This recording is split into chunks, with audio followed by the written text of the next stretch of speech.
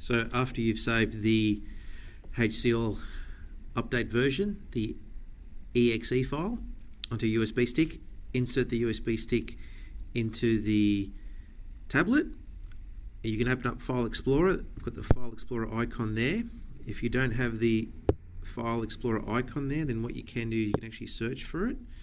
So if I hit the search button and just type in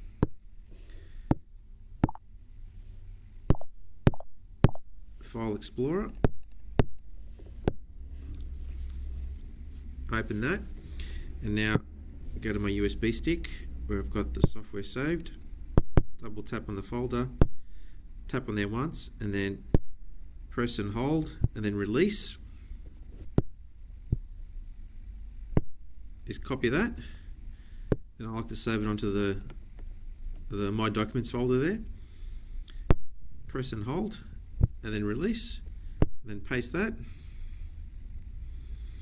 So that's now saved onto the hard drive of the tablet, and then double tap on it just to run it from the hard drive, and then all you do then is tap on OK and then follow the installation prompts.